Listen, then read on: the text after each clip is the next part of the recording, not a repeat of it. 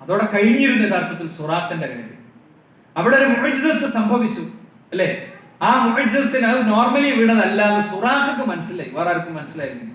സുറാഖ തിരിച്ച് അവിടുന്ന് ഷഹാദത്ത് കലിമേലിട്ടൊന്നല്ല പോണേ.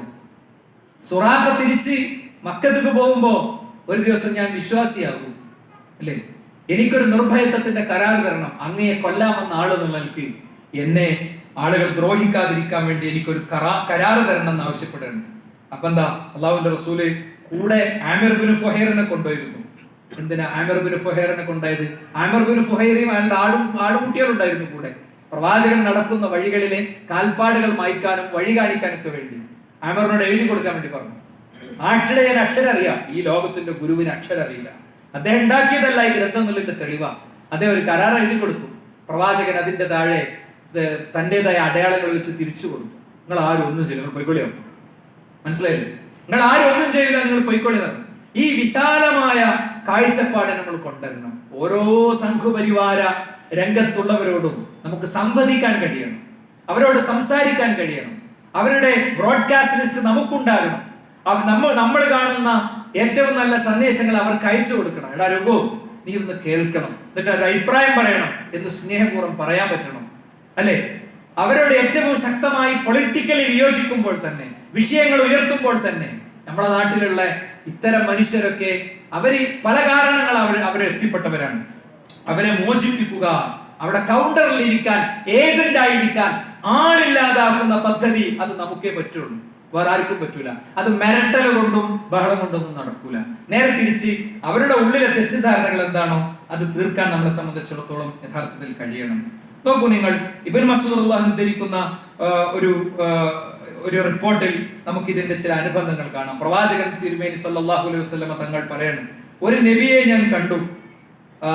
ആ നബി അദ്ദേഹത്തിന്റെ ശത്രുക്കൾ തല്ലിയിട്ട് അദ്ദേഹത്തിന്റെ ശരീരത്തിൽ നിന്ന് രക്തം ഒഴുകിക്കൊണ്ടിരിക്കുമ്പോൾ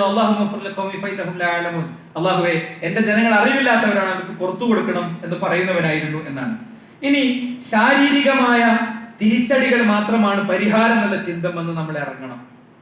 ശാരീരികമായ തിരിച്ചടി, ഇങ്ങോട്ട് വെട്ടുക, അങ്ങോട്ട് കൊല്ലുക അല്ലെ, ഇതൊക്കെ ഏറ്റവും ശക്തമായ ടൂളുകളായി ഉപയോഗിക്കും. മലപ്പുറം ജില്ലയിൽ ഏതെങ്കിലും ഒരു RSSകാരൻ കൊല ചെയ്യപ്പെട്ടാൽ ചിലപ്പോ ആ RSSകാരൻ 25 മുസ്ലിങ്ങളെ കൊന്നിട്ടുണ്ടാവും. ആ കൊന്നതൊന്നും ഏറ്റവും കൂടുതൽ പാർലമെന്റ് മെമ്പർമാരെ തെരഞ്ഞെടുക്കേണ്ട ഹിന്ദി ബെൽറ്റിൽ അറിഞ്ഞിട്ടുണ്ടാവില്ല. എന്നാൽ ഇവിടെ കൊല ചെയ്യപ്പെട്ട ഒരു വ്യക്തി അവിടെ ക്യാമ്പയിൻ ചെയ്യപ്പെടും. അയാളുടെ അമ്മയുടെ നിലവിളി, അയാളുടെ കുഞ്ഞിന്റെ ഇന്റർവ്യൂ, അങ്ങനെ ഓരോന്നും കൃത്യമായി സന്ദേശമായി കൈമാറ്റം ചെയ്യപ്പെടുന്ന ഒരു സാഹചര്യം യഥാർത്ഥത്തിൽ ഉണ്ടാകും. പ്രവാചകൻ സ്വല്ലല്ലാഹു അലൈഹി വസല്ലം ആയിഷയോട് ചോദിക്കുന്നുണ്ട്, നബി ഉഹദോളം അങ്ങ് വേദനിച്ച ദിവസം ഉണ്ടോ? എന്താ ഉഹദിന്റെ പ്രത്യേകത? എല്ലാവരും ഓടി, പ്രവാചകൻ ഒറ്റക്കായി. പെട്ടെന്ന് ഒരു 10 ആൾ വലയം തീർത്തു അല്ലെ. അതിൽ ഒരു സ്വഹാബിയാണ് ആര്? ത്വൽഹത്ത് ബിൻ നഫീർ റളിയല്ലാഹു അൻഹു. പെങ്ങൾ അദ്ദേഹത്തെ എങ്ങനെ തിരിച്ചറിഞ്ഞത്? മൊത്തം അമ്പ് കയറിയിട്ട് പെങ്ങൾ തിരിച്ചറിഞ്ഞത് ഇവിടെ വിരലിന്റെ അടുത്ത് ഒരു അടയാളം ചൂണ്ടിക്കാണിച്ചിട്ടാണ്, ഇത് എന്റെ കാക്ക തന്നെയാണെന്ന് പറഞ്ഞിട്ട്. ഫുൾ അമ്പാണ്, എവിടെയില്ല അമ്പില്ലാത്തത്. ആ ദിനത്തെക്കാളും അങ്ങ് ഭീകരമായി കണ്ട ദിനമുണ്ടോ എന്ന് വെച്ചാൽ പ്രവാചകൻ പറഞ്ഞു, അഖബാ ദിനം ഇതിലേറെ ഭീകരൻ. അവരെന്നെ തെറിവിളിച്ചു, എന്റെ ചുറ്റും കൂടി എന്നെ ആക്രമിച്ചു.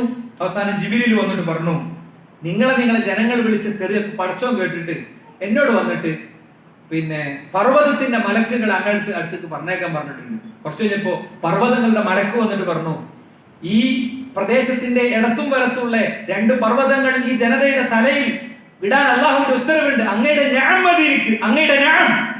അങ്ങയുടെ ഒറ്റ അതേ നല്ല ഉത്തരം മതി എന്ന് പറഞ്ഞപ്പോ അല്ലാഹുവിന്റെ റസൂൽ കൊടുത്ത ഉത്തരം, ചോര വാർന്നിരിക്കുന്ന പ്രവാചകൻ കൊടുത്ത ഉത്തരം.